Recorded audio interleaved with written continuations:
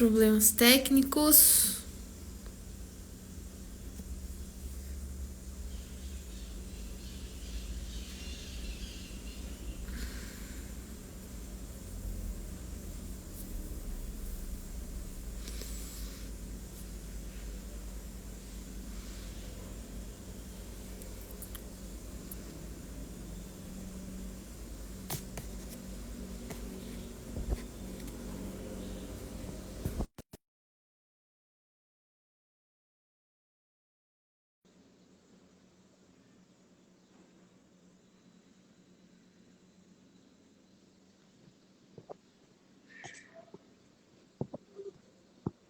Problemas técnicos.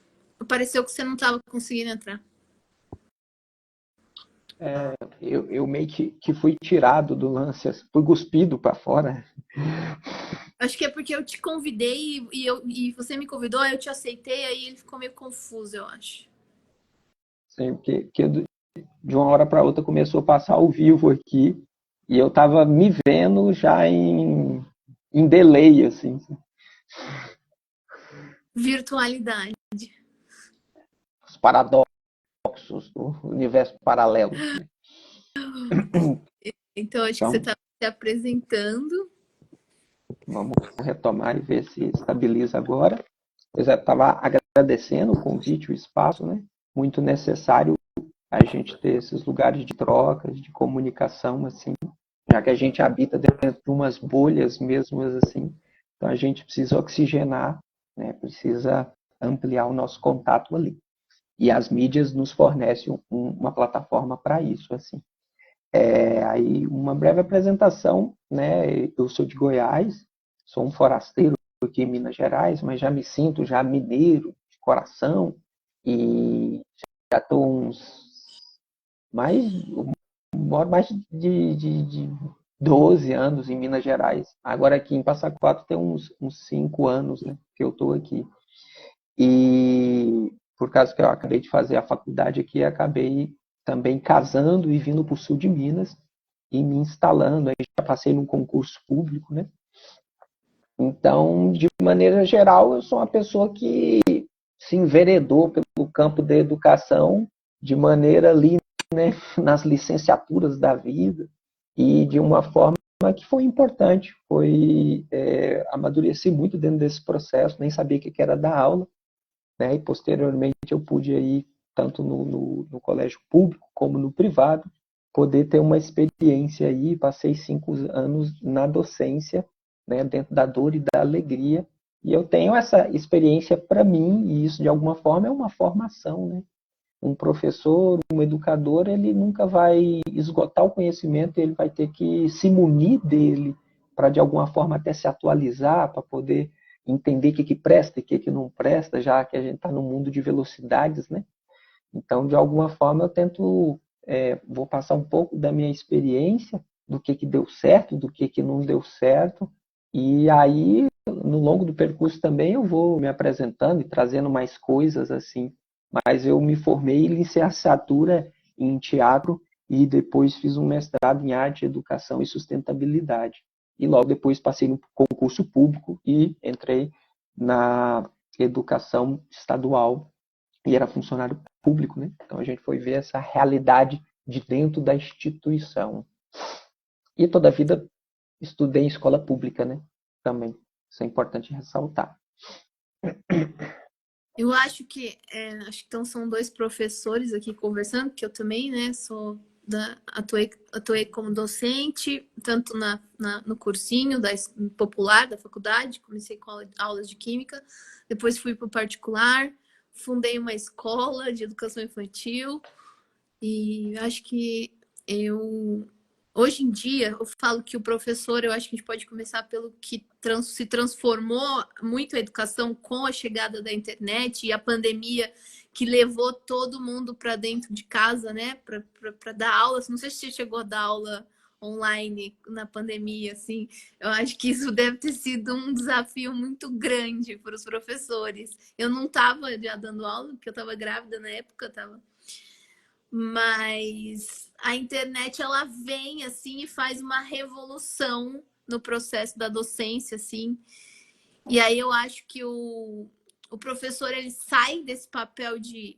Ele já estava saindo antes de detentor do conhecimento e ele entra como um papel de facilitador, assim, né, dos processos. E aí você falou sobre coisas que dão certo e coisas que não dão certos, né? E eu acho que a gente podia começar com as coisas que, para vocês, estão dando certos, assim, que você vê que... Você falou, ah, vamos falar sobre as coisas que estão dando dentro da pedagogia e tal, do nosso tema, que tá dando certo e o que não está. Vamos começar com o que tá dando certo, na sua perspectiva. De longe é um desafio absurdo, assim, né? A educação, e a gente entende, principalmente a pública, né? A gente entende o quão isso é basilar para a constituição da própria cidadania, da própria subjetividade de uma geração inteira. Então, é uma geração inteira que está sendo educada, né, da força trabalhadora. E a pergunta é: e qual é a educação que a gente produz na atualidade? Quais são os maiores desafios que a gente enfrenta? A gente já tem toda essa estrutura, né, de alguma forma bem sucateada, e os planos governamentais têm uma dificuldade de sustentar, e a gente vê aquelas propagandas mirabolantes: novo ensino médio, agora você vai escolher fazer sua carreira, né? E tá numa cidade do interior, né? E a gente tem a secretaria em Caxambu aqui, e o que eu sinto muitas das vezes é uma dificuldade que a gente tem de operar no local, né? A coisa vem do global, então vem de cima para baixo. Existe uma hierarquia institucionalizada que de alguma forma cria uma determinação e não existe um diálogo, uma oxigenação das pessoas que estão na frente, na ponta de lança. E aí isso acaba criando um déficit na comunicação. De alguma forma a gente precisava atualizar e o próprio sistema descentralizar e poder absorver mais e poder usar isso a favor dele. Infelizmente, os tentáculos, né, da instituição impedem que a gente tenha esse feedback das pessoas que realmente estão atuando dentro da sala de aula, os coordenadores, os professores, os caras que planejam a aula, né? Infelizmente, a gente tem essa dificuldade e de realmente promover mudanças, porque a gente tem colegas e professores, salve os lugares, né, que é difícil a gente perceber a realização que eles fizeram, os projetos que eles fizeram, que de alguma forma não tem muita difusão. Que a pergunta é o que deu, que funcionou, o que prestou. Tem muita coisa boa, cara. Do Nordeste ao Rio Grande do Sul, tem profissionais maravilhosos e pessoas que adequam habilidades e conseguem implementar aquilo na aula. Então, tem muita coisa que deu certo. O problema é que não tem escuta. Não tem um lugar onde isso pode ser absorvido e, de alguma forma, ser implementado. Então, o que a gente tem é que a gente acaba começando do zero, assim. A gente entende que a estrutura da docência, ela não realmente te planeja para você enfrentar a escola em si. Você é licenciando segundo as normas do MEC e aquelas as disciplinas que são exigidas dentro da carga horária, né? Claro que a gente tem os estágios supervisionados, né?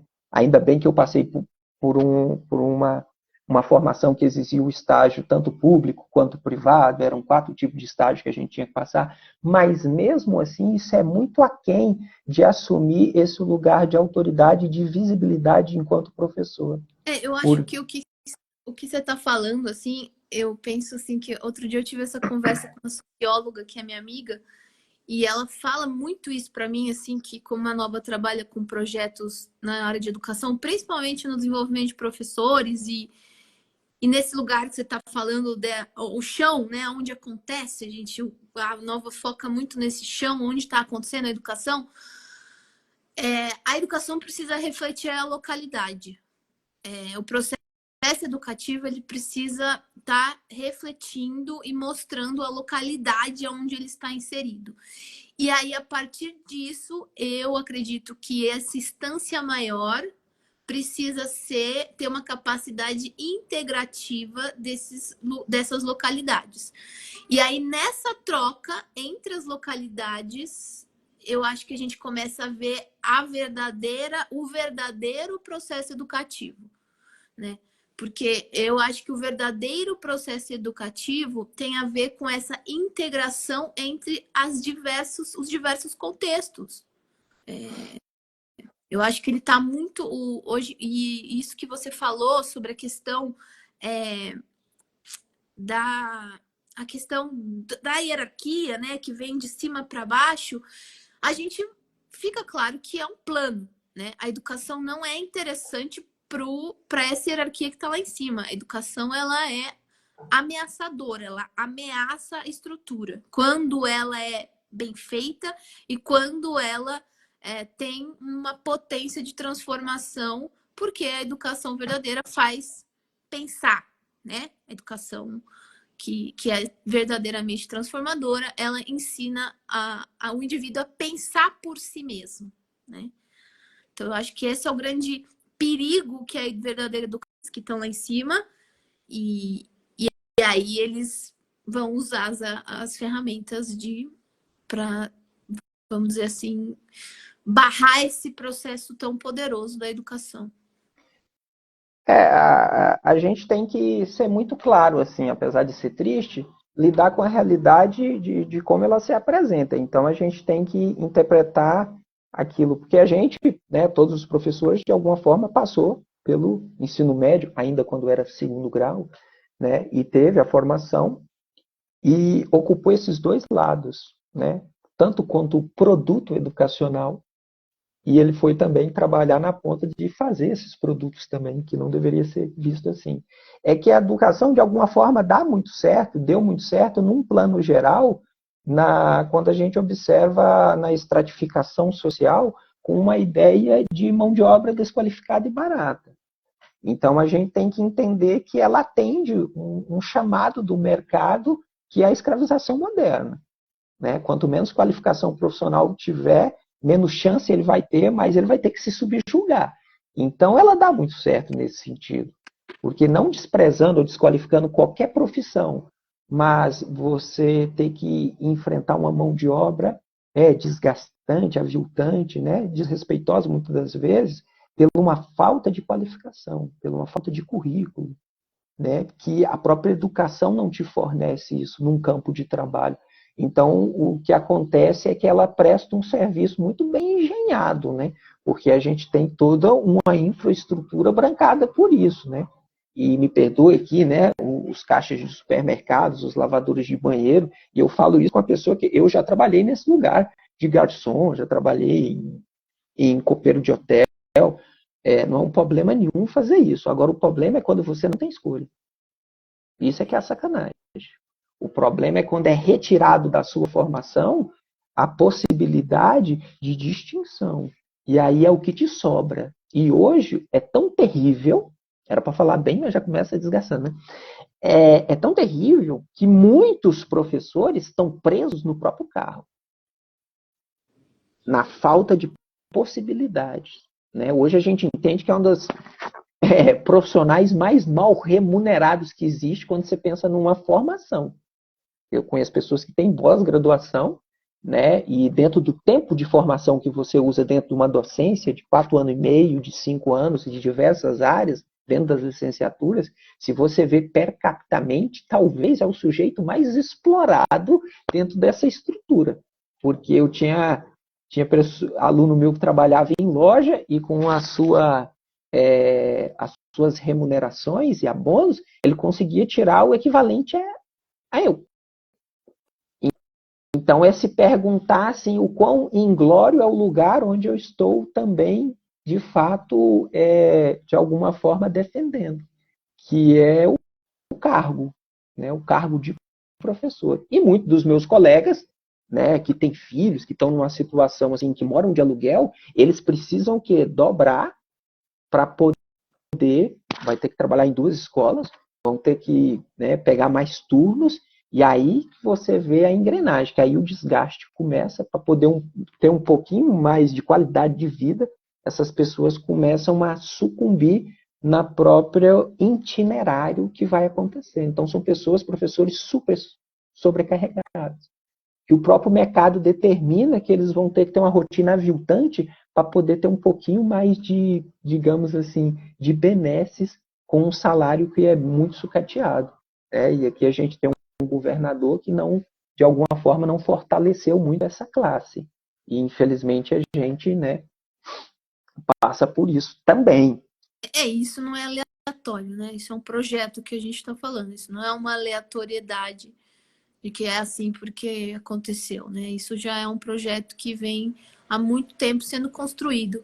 Mas quando você abriu a live falando da questão da internet, né? Da questão do digital como uma ferramenta, como um recurso, e ao mesmo tempo vejo como professor, ao mesmo tempo que ele pode ser um desafio muito grande para os professores aprenderem a não usar, mas aprenderem a mediar esse lugar, né, da internet, né? Porque o aluno vai lá e ele tem o mundo na mão, né? Mas ao mesmo tempo, eu acho que a internet ela é esse lugar muito importante para essa revolução que precisa acontecer. Eu acho que a internet ela é um lugar onde a gente pode minimamente experienciar essa revolução e esse livre falar, né? Ontem eu estava numa reunião, num grupo de estudo, e foi falado sobre a inteligência artificial, e eu falo, olha, eu uso muito a inteligência artificial, eu sou uma pessoa que faço muito uso da inteligência artificial, mas eu me sinto muito segura de usar a inteligência artificial porque eu sei pensar por mim mesma, tenho senso crítico.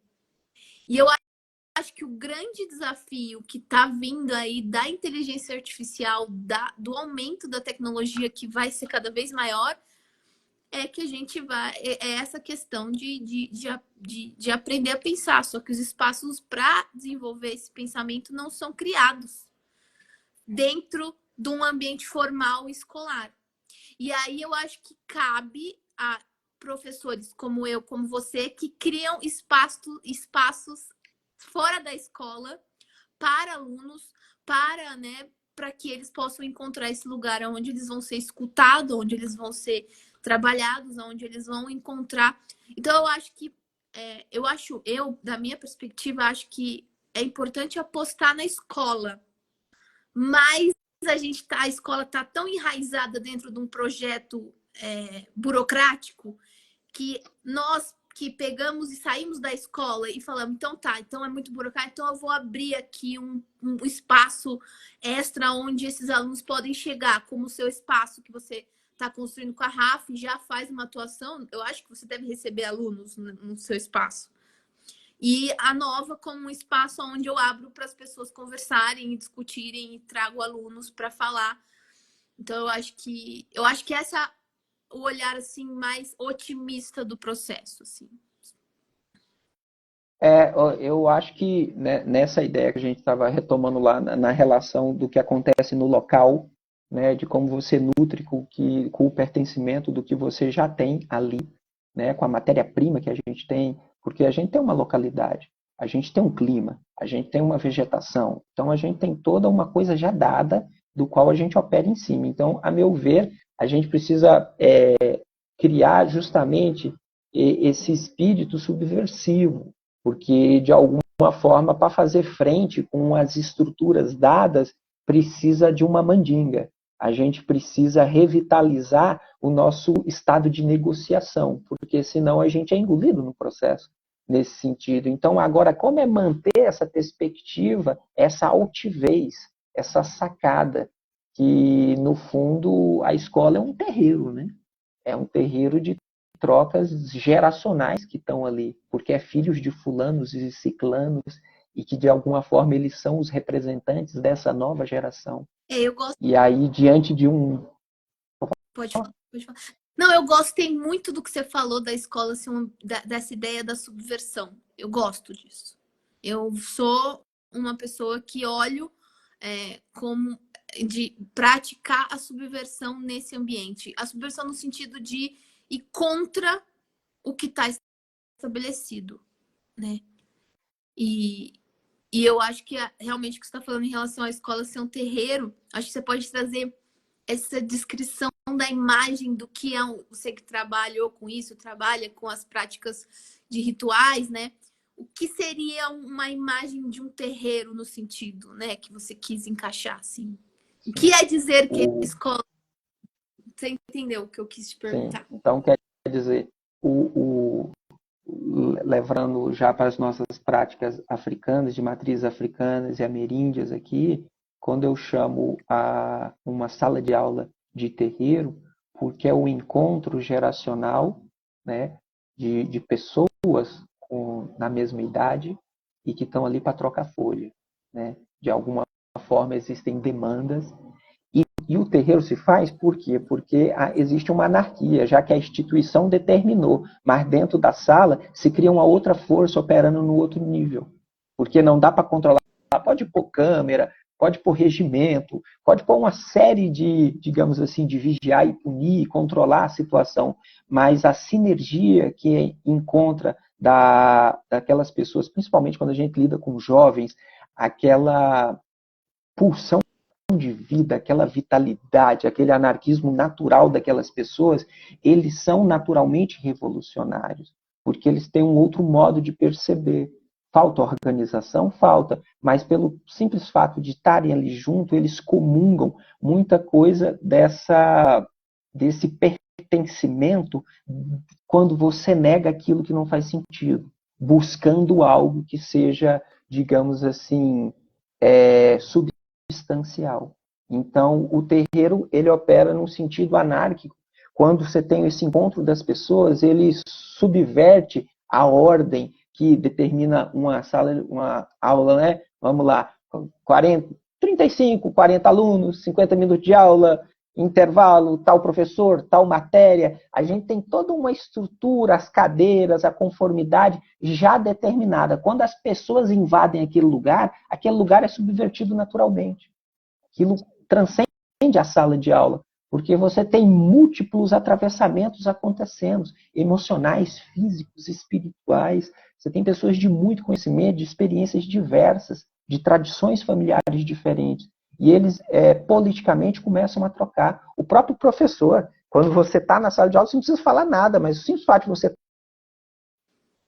corpo, a sua postura, o jeito que você fala, o jeito que você olha para as pessoas, já é a comunicação política. As pessoas já estão absorvendo aquilo que você traz e a troca já está acontecendo. E a gente não tem controle sobre isso. A natureza é subversiva nesse sentido, porque ali tem alguns encontros. Tem pessoas que não gostam de você, tem pessoas mal-humoradas, tem pessoas que estão com fome, tem pessoas que não sabem o que está fazendo ali. Muitas das vezes o professor se pergunta o que eu estou fazendo aqui também.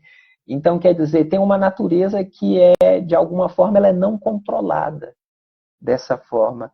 E o terreiro é que, por mais que a gente não tenha um controle, tem alguma coisa ali que nos une, geracionalmente falando. Há uma plataforma que se pode produzir algo nesse sentido. Há uma fome, há uma necessidade. Quando você vê, parece que a escola é uma desculpa para o jovem se encontrar.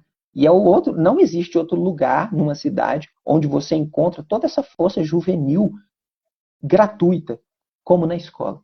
Nem outro lugar reúne esse pessoal no auge da puberdade, no auge da descoberta, no auge do encantamento, no auge da loucurada. Quer dizer, a gente tem um substrato incrível ali e que a instituição tenta, de alguma forma, jogar naquele molde determinante, estruturalista, materialista, competitivo, que é a estrutura do qual a gente está determinado. E a gira no sentido vai ao contrário, né? Porque ali a gente está falando de um campo de afetos, de um campo de encontros, de pessoas que não querem ser determinadas por uma visão externa, mas estão buscando o que eles são, qual que é a tribo dele, quais são os colegas que eles mais são chegados, quais são o estado de pertencimento deles.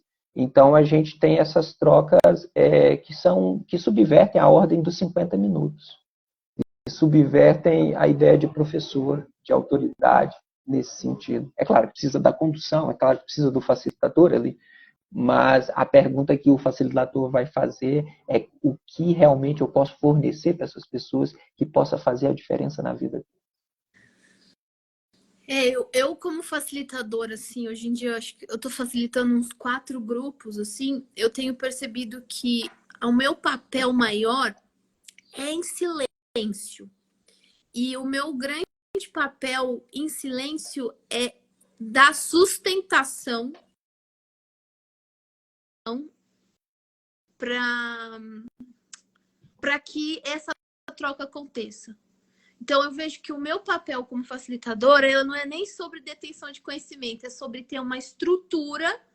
Por isso que aí eu acho que entra a importância do trabalho com os professores no sentido terapêutico, que daí a gente pode falar um pouco disso, porque o professor ele precisa sustentar este ambiente que você descreveu.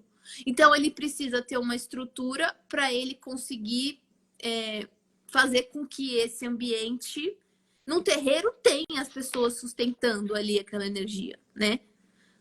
Então, eu acho que o professor ele entra como facilitador nesse lugar de sustentação desse processo que você descreveu.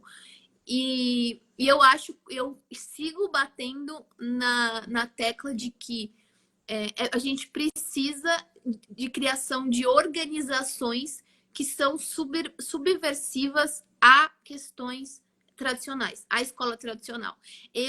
Aí eu vou dar uma opinião própria, eu não acredito que esse processo vai começar dentro da escola. Esse processo de reestruturação da educação e de olhar para a educação como esse lugar de transformação e aonde o mundo vai ser salvo é dentro da educação. Eu acho que são pessoas que vão para dentro da educação, ver a dificuldade e a estrutura como ela está enraizada em conceitos não libertadores, pelo contrário, em estruturas que não libertam, estruturas que aprisionam, sair desse lugar e criar espaços onde existem estruturas que libertam. Assim, eu sou muito dessa perspectiva, assim, para depois voltar para a escola, essas pessoas e atuarem dentro da escola. Mas, pensando no que você falou, existem muitos projetos em diversas escolas que são muito bons, só que não são vistos, né? A questão é que, digamos assim, né, é uma oportunidade ímpar. Não quer dizer que a gente vai conseguir consumar, mas pensa só, quando você vai explodir um prédio, onde que você põe o detonador? É dentro dele. Você pôr por lado de fora, você quebra a fachada. A fragilidade do sistema está dentro da estrutura. Então, quando você é inserido, por que o espião é inserido no meio, né? O antropólogo ele tem que ir para o meio para emergir, porque ali é o lugar da transformação. Quando a gente fala de inteligência artificial também, o que acontece? É claro que a gente está atuando em linhas diferentes. Hoje eu já não estou mais na docência, esse ano eu saí, mas até o ano passado eu estava.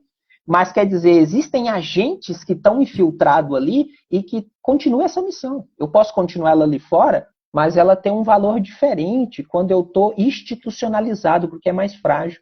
E às vezes, só por você não reproduzir certos discursos, a revolução acontece. Quando você consegue fazer uma comunicação não violenta, você já consegue quebrar a estrutura hierárquica, de dentro para fora. Mas eu falo, é mais frágil. Quando você traz a imagem do detonador, ele precisa ser construído e muito bem construído, né? Sim. Ele precisa, para você colocar ele ali dentro, bem feito, para que ele faça o que você quer, você precisa antes construir ele e estruturar ele de uma maneira muito bem feita, que daí, para mim, entra a importância desses lugares fora da escola de preparação para entrar dentro da escola e acionar esses detonadores. Porque o detonador por si só, ele não. E eu acho que ele precisa ser muito bem construído. Ele precisa. Por isso que eu, particularmente, quando comecei a trabalhar na educação, o meu objetivo sempre foi trabalhar com formação de professores. Porque como o meu objetivo era desconstruir esse sistema, eu falo, os alunos não são o problema, né? A estrutura é o problema. Então, eu vou começar pelos professores. Então, eu pego os assim, pego a nova, ali dentro trago os professores para que eles vão para esses espaços institucionais, assim, para construir esses detonadores para ser inserido dentro da escola, assim. Então, a minha imagem é da importância desses espaços fora da escola para depois ir para dentro da escola. Mas aí numa batalha, numa guerra, você tem vários frontes. Você tem cavalaria, você tem artilharia, né? Você tem um pessoal de inteligência. Então você tem. Agora, de qual lugar você resolveu operar? Tudo bem, é uma escolha. Mas, quer dizer, existem múltiplos lugares e esses lugares expõem certas fragilidades e certos desafios. Você operando, né, na qualificação dos professores, você está operando numa outra linha também, mas com o mesmo propósito. Entende? A caminhada é a mesma. Mas a questão o mais angustiante disso tudo é que, para questionar o sistema, a gente não é alienígena, né? A gente é o sistema. Agora, o professor, agora falando na questão do professor, na subjetividade do professor, ele compreender o quão do sistema ele já reproduz e não dá conta, que são os vieses inconscientes, porque a gente já está todo influenciado, todo tendencioso. E eu vejo isso muito, exemplo, no teatro, que é interessante, porque quando você tem uma peça que tem uma estrutura edificante, quando você tem uma peça, né, que quer promover uma certa transformação no ser humano, a gente aposta no enredo, né? Como a história vai ser contada, para as pessoas se identificarem com os personagens. Não precisa ir para a peça, vai para a novela, vai para nossas mídias indiretas. São narrativas que acontecem. Agora, a meu ver, o grande problema é que essas narrativas estão capturadas. E aí eu vou mais atrás ainda, esbarrando no terreiro, as nossas narrativas foram capturadas dentro da nossa colonização, que tem um propósito muito bem definido nas nossas colônias de exploração e nas suas capitanias hereditárias. Então ainda a gente, né, está lidando com lugares de fala e são poderes institucionalizados falando. E o quão isso já me contaminou. E eu já estou até meio entorpecido no meio disso. E isso, na hora da aula, você vai ver que você acaba dispersando isso, nesse sentido, sem saber, porque o ambiente te estressa. Aquilo tem uma demanda, e é nesse lugar, a carga burocrática é absurda. Né? E aí, nesse lugar de negociação, que a gente vai pecar, a gente vai falhar. E aí, qual que seria, nesse sentido, então, o que pode fazer? Só reclamo, né? O que seria fazer? Qual que é a disposição do profissional, então? É uma coisa muito desafiadora para você ser transgressor. Você ter que adotar um estratagema baseado numa experimentação e romper com a ideia de vilanização e moralidade. Mas aí você tem que construir isso na sua perspectiva.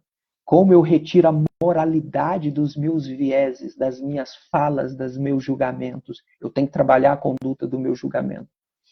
E aí eu preciso de práticas dinâmicas, de inserções que questionam o próprio processo.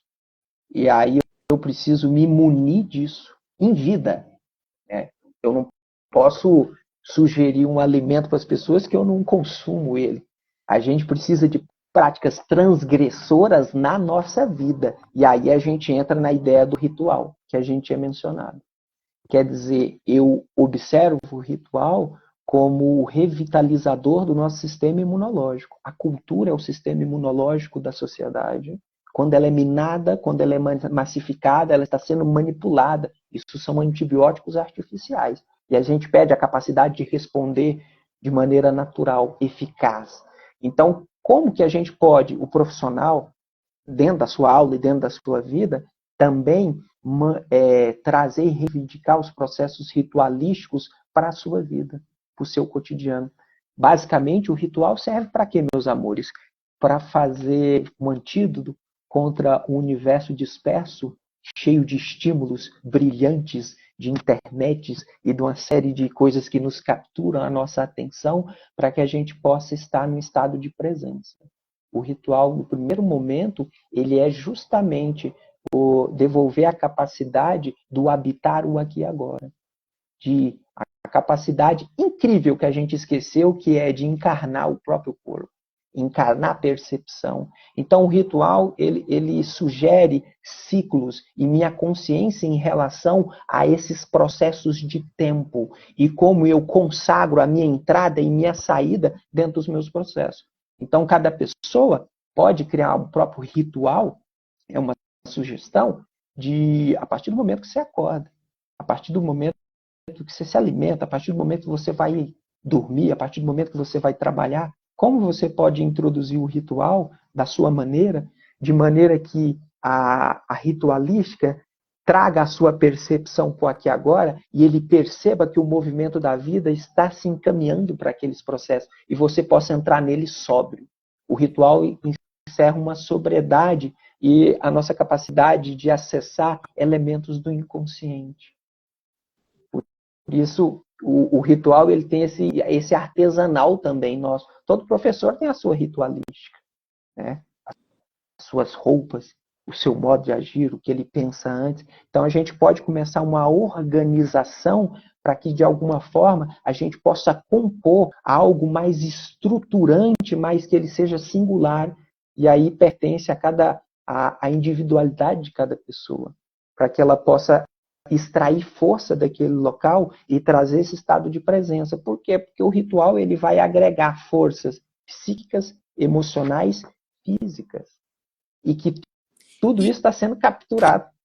Eu acho que o que mais está, assim, o que eu mais vejo na questão ritualística é ser um lugar de cura, né? Ser um lugar, um espaço de cura, assim. Hoje em dia eu tô com 2 objetos de pesquisa. Né? Um cara que é o Gabor Maté, que é um cara especialista em trauma.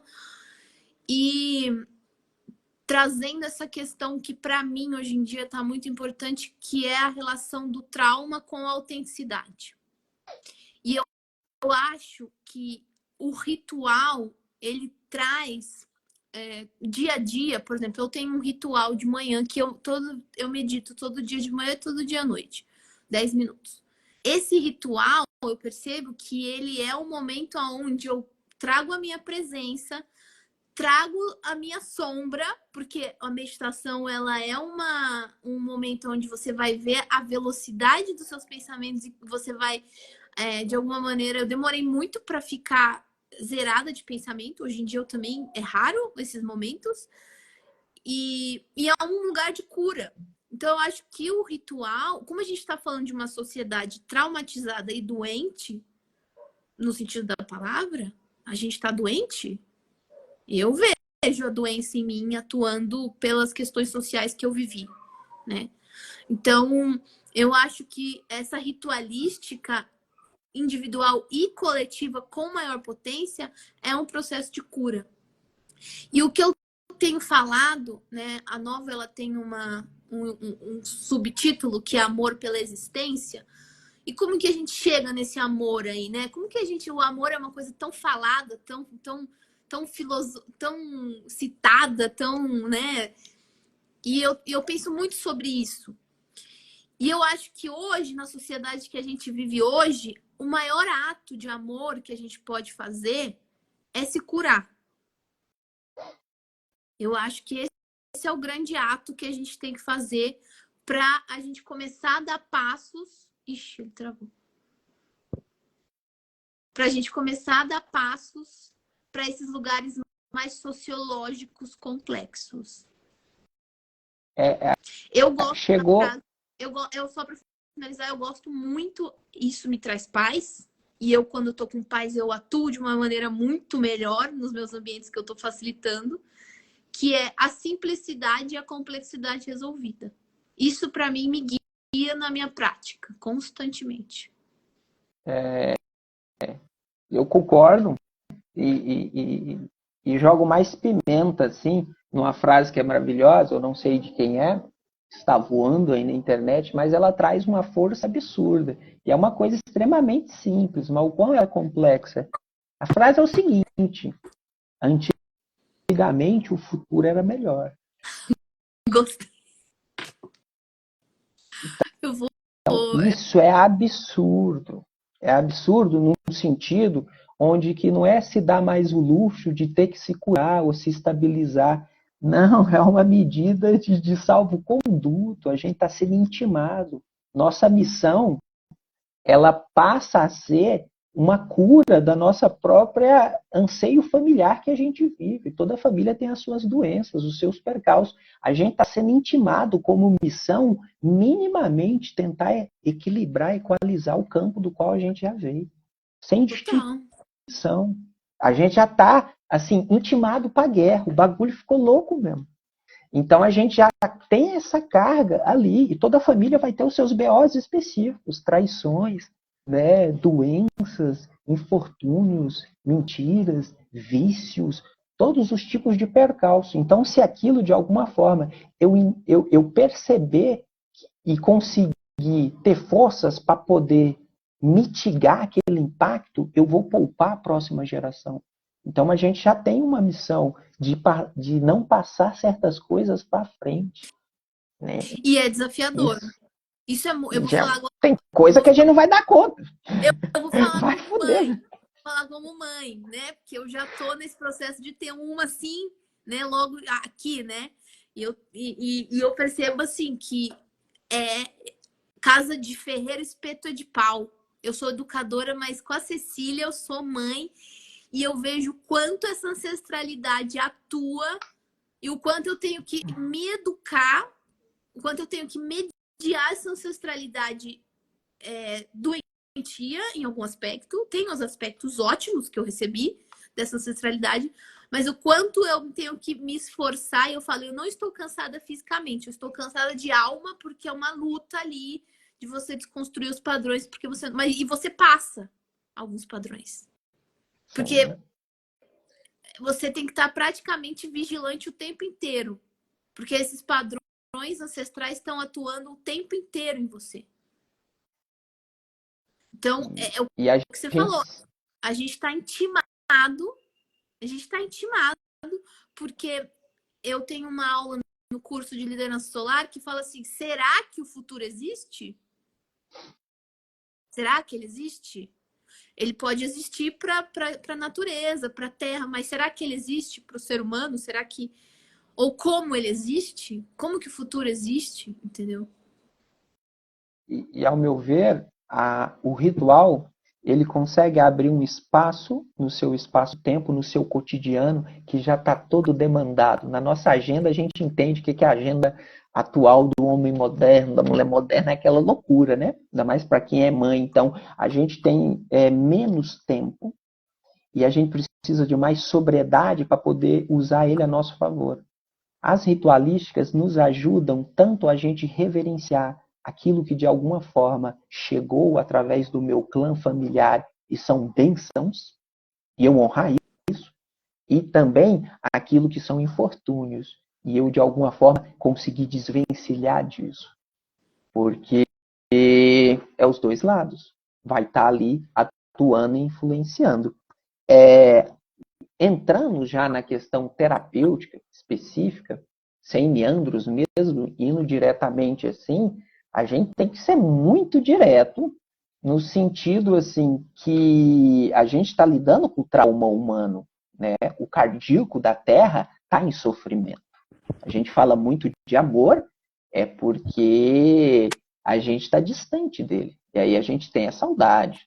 Né? Então, e isso não é uma coisa isolada, em maior ou menor grau, é um impacto que todos nós sentimos, ele é geracional. Então, a gente precisa entender que a gente tem muita frustração e muita mágoa.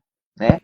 Ela deu o exemplo, você quer meditar? Um exemplo muito simples que eu faço, que eu implementava na minha vida como terapeuta, e eu iniciava minhas aulas, e olha só, eu pensava, nossa, eu tenho 50 minutos. 50 minutos, mentira, que até se organizar e chegar ali, você já estava com 45, 40, já está acabando. Mas dentro desses 50 minutos, o que você é capaz de fazer com eles no sentido de adotando certas medidas? Eu tentei experimentar e, de alguma forma, eu gostei disso. E foi muito desafiador. Né? Era 16 turmas diferentes, salas superlotadas. Vou dar um exemplo muito prático aqui. Eu iniciava minhas aulas, deixava o vucu-vucu ali na frente passar, né? Eu tenho esse sino na minha frente, tanto para terapia quanto para minhas aulas. Então, eu fazia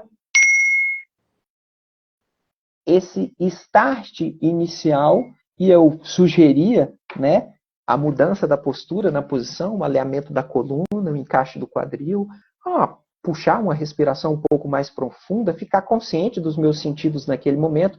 Às vezes 3 fazia, 4 fazia, sim, Tá mas de ótimo. alguma forma essa energia já me ajudava, eu já não estava sozinho, porque só eu fazendo é mais complicado, né? Mas se tinha 1, 2, 3, isso podia influenciar, e juro para vocês, essa meditação começou às vezes com 20 segundos só. Um já enfiava a mão debaixo do sovaco e fingia que estava peidando, outro já punha uma música no celular, outro já tacava um papel, e tudo bem, a gente conserta o carro andando. Tudo isso é sintomático, você não tem uma aula ideal, você tem que lidar com o que você tem. A partir do que você tem, o que é possível fazer com isso. Então eu comecei a instaurar isso, até eu conseguia ficar 1 minuto com o pessoal, né? Eu não precisava marcar o tempo, mas eu também fechava os olhos. E teve vezes que eu fechei o olho e teve gente que saiu correndo da sala. E a galera rachando os bicos de rir, né? E outros indignados na frente, pô, sem nos respeita os professores. Quer dizer, isso é a democracia, ela é absurda, né? Chega a ser violenta essas camadas. Mas quer dizer, eu experimentei algo. E durante alguns anos eu fomentei isso. Isso me ajudou, pode ter, de alguma forma, influenciado alguém. A pessoa pode ter começado a fazer meditação da vida dela, não sei. Mas se alguém falar de meditação dela, ela já tem referência. Antes ela não tinha. Então, minha parte ali já foi deixada. Né? Nem que ela não fez, mas ela sabe o nome e já entendeu a estrutura da prática. Não precisa nem fazer, mas ela já sabe dar o nome. Então, a ignorância dela já tirou um pouco da camada. E aí, é nesses locais que a gente tem que fazer essa inserção.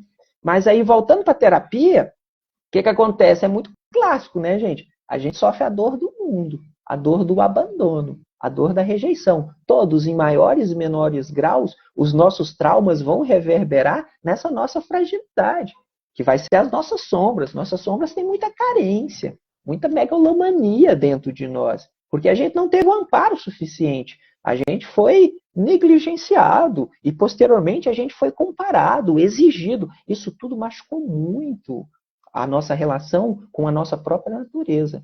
E aqui eu vou fazer uma fala dentro e esticar um pouquinho dentro daquilo que o Krenak falou, que está relacionado que a partir do momento que a gente começou a chamar a natureza e apontar o dedo para ela, diferenciando ela de nós, a coisa degringolou.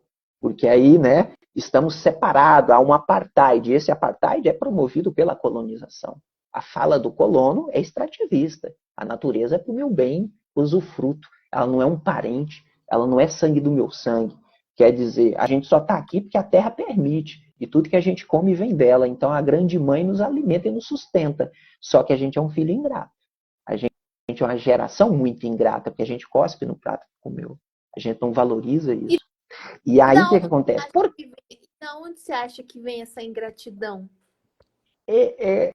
Aí eu vou falar do sistema terapêutico. Eu acredito que faz muito sentido, quer dizer, a gente é capturado nossos sentidos e a nossa subjetividade nessa perspectiva aí. Por quê? Porque, mas não foi nós mesmos que, quando a gente foi de alguma forma negligenciado, comparado, desamparado pelas pessoas que detinham a nossa guarda na nossa primeira, segunda infância, o que a gente fez com nós mesmos como estratagema de sobrevivência? Infelizmente, é a coisa que a criança adota energeticamente. Quando eu sinto o campo que me rejeita, eu não questiono o campo. Eu questiono que eu não sou digno desse amor. E ao falar que eu não sou digno desse amor, e ainda preciso sobreviver, eu preciso me adequar ao que a demanda exige. E aí eu começo a me adaptar. Aí eu começo a tentar chamar atenção. Né, digamos assim, a crise de Narciso e a estruturação da nossa personalidade, da psique. Forma que a gente tem que chamar a atenção de alguma forma para tentar ser aceito. Mas o anseio é aceitação incondicional, não aceitação em termos, condicionalizada a uma estrutura. E a gente, felizmente, fez essa negociação. E aí, a meu ver, a negação da nossa natureza, a gente nega a natureza externa porque a gente já desprezou a própria natureza interna. Então, uma coisa alimentou a outra, entende? Isso reverbera. E você sabe que outro dia eu li um negócio que eu gostei muito, que fala assim, quando a gente fala de educação, a gente fala de comportamento ou a gente fala de desenvolvimento? Eu Porque não gosto da palavra desenvolvimento, porque ela é desenvolvimentista, né? eu não tenho essa perspectiva da palavra, eu não construí essa palavra dentro de mim dessa perspectiva. Eu construo essa palavra dentro da ideia de uma planta. Eu adoro a metáfora da planta e da borboleta. São as duas metáforas, as duas imagens que eu gosto. A metáfora da planta é assim: quando você tem uma semente, a semente já carrega todo o potencial de uma floresta inteira. Uma semente carrega o potencial de construir uma floresta inteira. Então, o processo de desenvolvimento da semente em flor, em fruto, é só um processo de revelação do que é. Porque uma semente não muda de espécie. Ela não vira outra espécie. Ela já é. Então, eu acho que quando eu falo a palavra desenvolvimento, ela pode ser relacionada também com a palavra revelação. O desenvolvimento, ele é um processo de revelação do ser. O que é aquele ser? Minha filha, quando nasceu, ela já é alguma coisa. Ela está em desenvolvimento do que ela já é, do que ela já trouxe, né? E quando a gente pensa em comportamento, a gente pensa em externo, do externo te dizendo que você é, que é o que você relatou dentro das famílias. Então, você vai dentro da escola, então, até como mãe, eu enfrentei muito isso. O comportamento que falavam que minha filha tem que ter, a minha filha não pode gritar, minha filha não pode falar palavrão, minha filha não pode ter raiva, não pode, a criança não pode isso, né? Se você faz isso, a sua filha não tá educada. Então, tipo, a gente foi criado, a gente está numa sociedade que relaciona educação com comportamento. E a educação, para mim, a educação que eu pratico é a educação que está relacionada com o processo de revelação do que o ser já é. Que é a semente. Na educação infantil, eu tenho ali as sementinhas que vão quebrar a dormência. O que eu tenho que dar para uma semente quebrar a dormência? Calor, luz e calor. Então, numa educação infantil, eu ofereço um ambiente seguro, um ambiente aconchegante para quebrar essa dormência. Né? Mas como fornecer para o outro a experiência que eu não tive? Exato. É aí que entra a minha obsessão, praticamente, por desenvolvimento de professores e processos de cura. Porque a gente vai entender que aí a gente está dentro do complexo. E o complexo, ele nos é angustiante. Ele é. O complexo de inferioridade, ele é a natureza básica da nossa personalidade, né? Ele fomenta a nossa atuação e performance. E aí não é só no aluno, é claro que é mais gritante quando se é adolescente, né?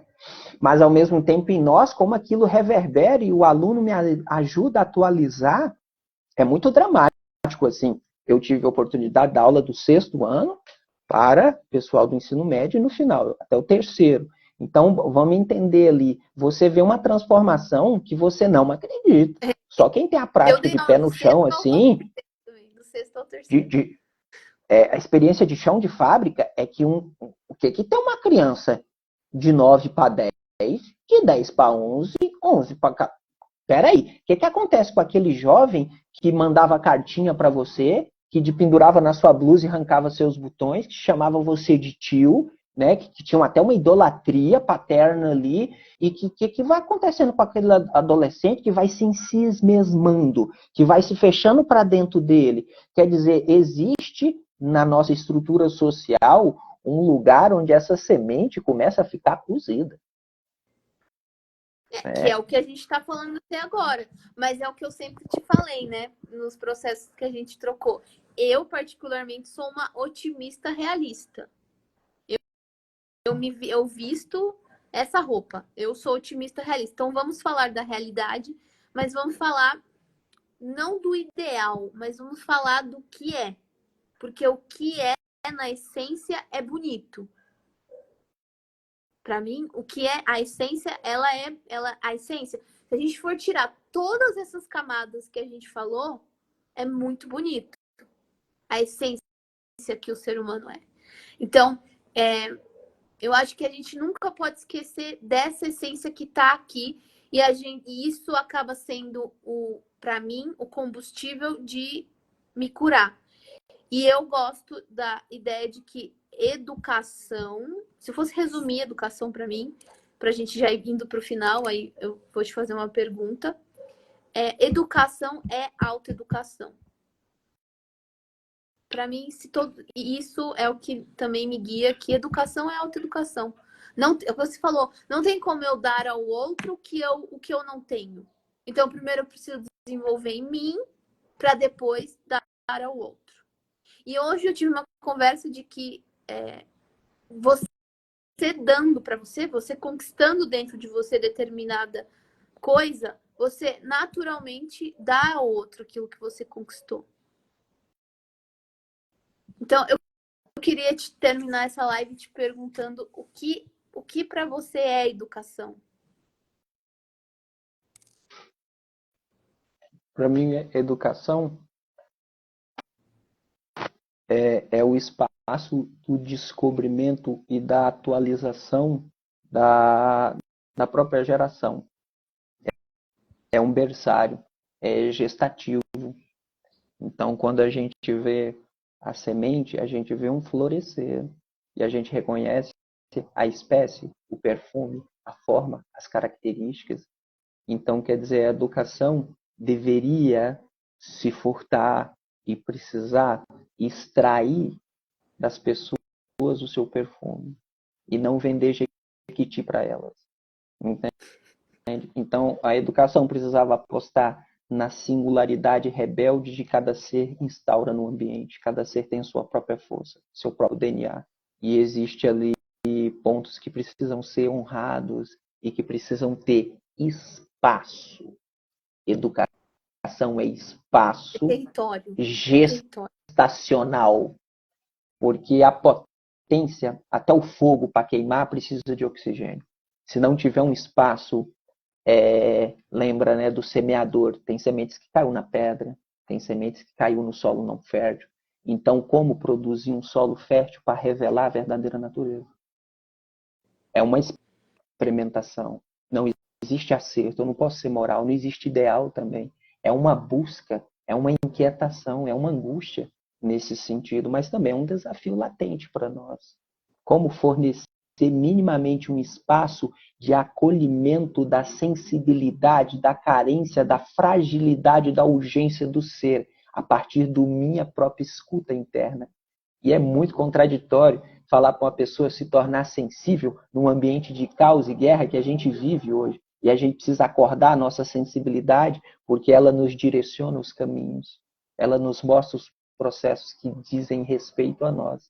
E o educador, e a educação de forma geral, tem que fazer uma pergunta assim: quais são as experiências que o nosso ser precisa urgentemente para a sua própria transformação e ele não está chegando nela? Eu preciso descobri-las, eu preciso investir nessas experiências, porque elas vão me catapultar a novos ciclos. A gente precisa investigar, provocar nesse sentido a inquietação do ser, da inconformidade. A aposta para mim é ainda, né? Espaços de oxigênio, respiração. Eu vou fazer onde que eu assino? Tô brincando. Ó, eu assino aqui, ó. Onde que eu assino? Douglas, queria te agradecer que você topou essa conversa. Essa conversa ela vai ficar gravada, ela vai pro Instagram e pro YouTube. E dentro dessa conversa eu já vi vários cortes poderosos que a gente pode fazer, né, de falas, né, para a gente conseguir levar essa conversa para frente e abrir espaço para você falar o que você deseja para a gente fechar aqui. Eu queria agradecer o espaço, te parabenizar pela iniciativa e da sua própria busca pessoal, né? Porque não tem como. A nossa cura tem que ser a do outro. Não existe cura individual. A cura é sempre coletiva. A gente tem que sempre estar ligado. Então, dentro dos meus processos, ele inclui o outro. Não diretamente, indiretamente, o outro passa a ser inserido porque a gente pôs energia naquele lugar. Então, desde já, agradecer o espaço e esses tipos de iniciativas, porque pelo menos a gente ainda pode fazer algo frente a isso. pelo menos a gente se questiona, se indigna, tenta mobilizar algo que cada um de nós pode fazer na medida do... Não vamos salvar o mundo nesse sentido assim, mas de alguma forma o que a gente pode contribuir, ou pelo menos não atrapalhando, já é muito importante. Eles falam que o melhor professor que existe é aquele que não atrapalhar a criança, porque ela já chegou toda atrapalhada.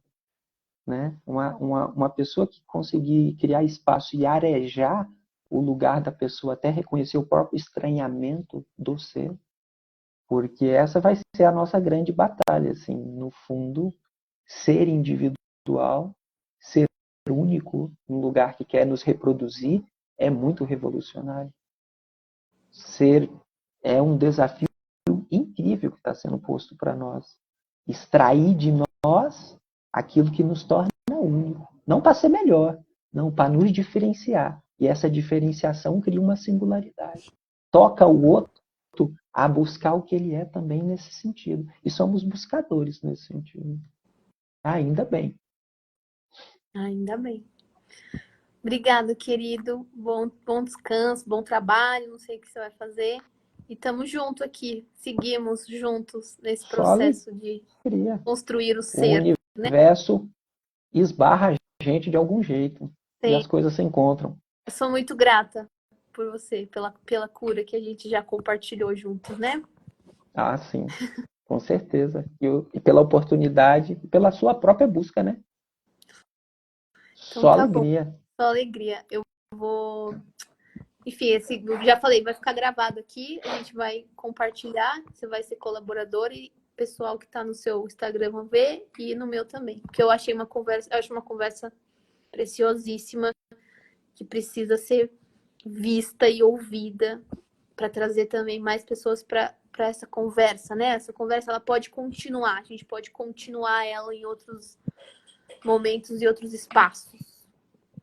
É uma provocação, um estímulo. A gente não tem controle sobre isso. A mídia apodera e toque em outras pessoas, influencie e ela vai continuar. Ela não nos pertence mais. Exatamente. Obrigado, querido. Um abraço. Uma boa tarde. Um abração, querido.